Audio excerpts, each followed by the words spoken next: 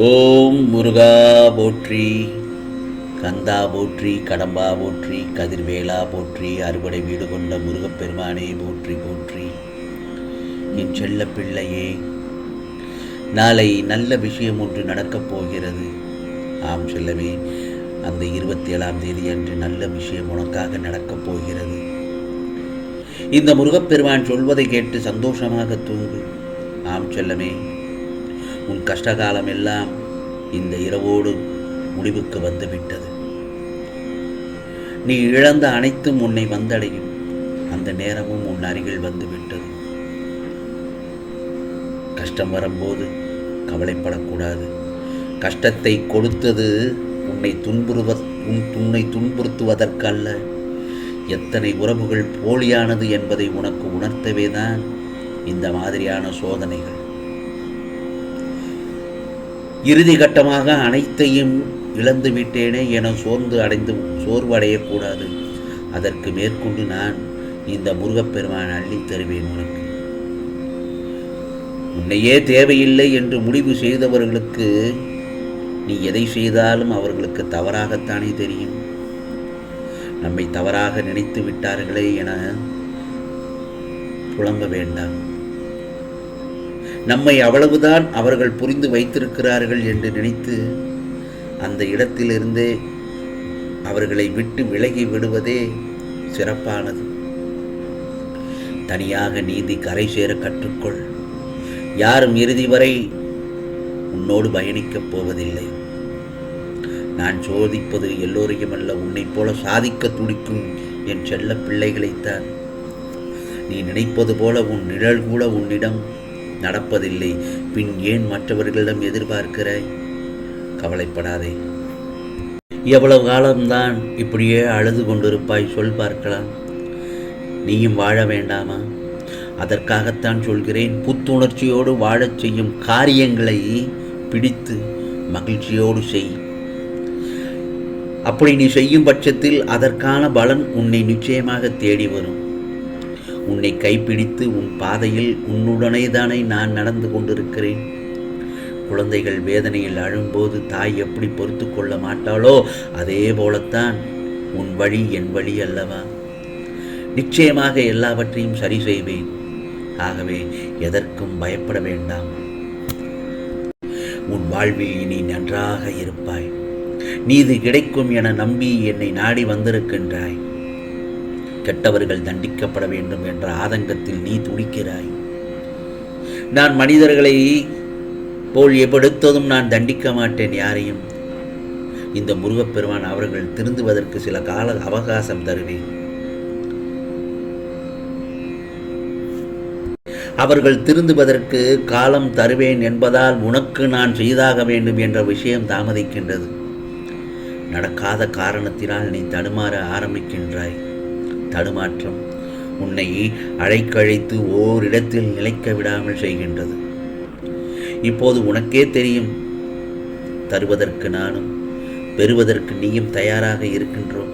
ஆனால் உன் நிலையற்ற மனது மட்டும் இந்த முருகப்பெருமானின் அருளை நீ பெற்றுவிடக்கூடாது என அவ்வப்போது குழப்பத்தில் ஆழ்த்தி விடுகிறது. மனதை அடக்கு, ஒருநிலைப்படுத்து. முழுவதுமாக உன் மனதை முருகா முருகா என்று என் மீது திருப்பு. உன் அனைத்து கவலைகளை எல்லாம் நான் சரி செய்து விடுவேன்.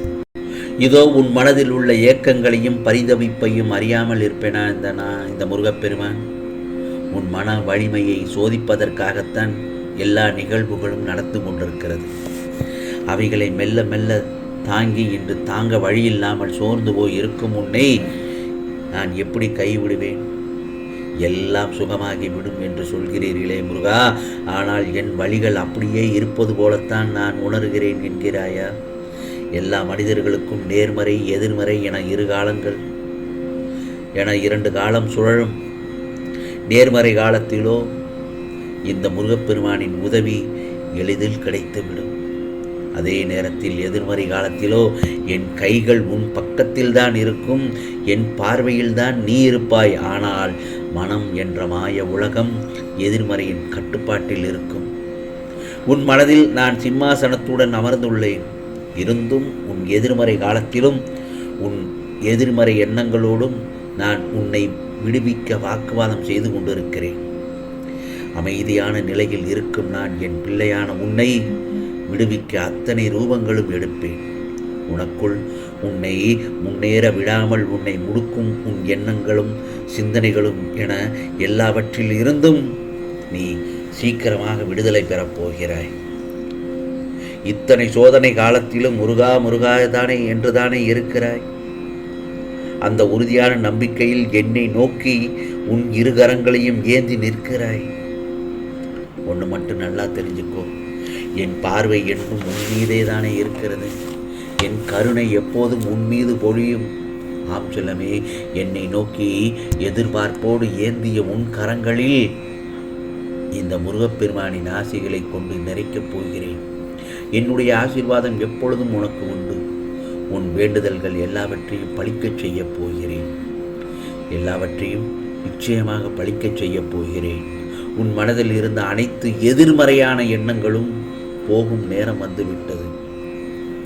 இத்தனை துயரங்களுக்கு நடுவிலும் எதையும் காட்டிக்கொள்ளாத உன் நல்லதொரு குணம் எனக்கு மிகவும் பிடித்துள்ளது. நீ என்னுடைய செல்ல குழந்தை. உன் மனம் தேடும் ஒன்றை உன் கைகளில் சேர்க்கப் போகிறேன். இனி நீ வருந்தி ஏங்கியது போதும். உன் மனம் விரைவில் சந்தோஷத்தில் மூழ்கப் போகிறாய்.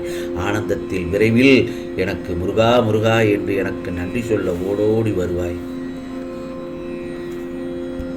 இதோ உனக்கான வெற்றி காலத்தில் நீ நுழைந்து விட்டாய். உனக்கான தீராத பிரச்சனை தீரும். அதற்கு நான் நிச்சயமாக வழிவகுப்பேன். இன்றைய எல்லாம் நல்லதாக நடக்கப் போகிறது. உனக்கு வழங்கிய ஆசீர்வாதம் என்றைக்கும் உனக்கு நிலைத்து காக்கும்படிதான் நான் உனக்கு அருள்பாலிப்பேன். இன்றைய சூழலில் சாத்தியப்படாது என்று நினைக்கின்ற விஷயங்களை எல்லாம் சாத்தியப்படும். நிச்சயமாக அந்த நாள் நாளை காலை பொழுதில் உனக்கு எல்லாம் நல்லதாக மாறும். நல்லதொரு நாளாகத்தான் அமையப் போகிறது. அந்த நாளில் இந்த முருகப்பெருமானுக்கு கண்களில் கண்ணீருடன் நன்றி கூற ஓடோடி வருவாய் என்னுடைய ஆலயத்திற்கு. உன்னை கண்ணுக்குள் வைத்து பாதுகாத்து கொண்டுதானே இருக்கிறேன். உன்னை விட்டு நான் எப்பொழுதும் விலகுவதே இல்லை. ஆம் செல்லமே, நல்லதை மட்டும் நினை, நல்லதை மட்டும் பேசு. முடிந்தவரை பிறருக்கு உதவி செய்.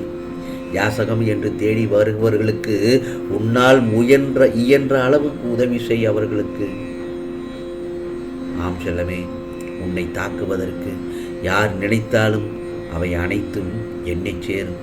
துணிந்து நில். ஆம் செல்லமே, கவலைப்படாதே. நாளைய பொழுது நல்ல பொழுதாக விடியும்.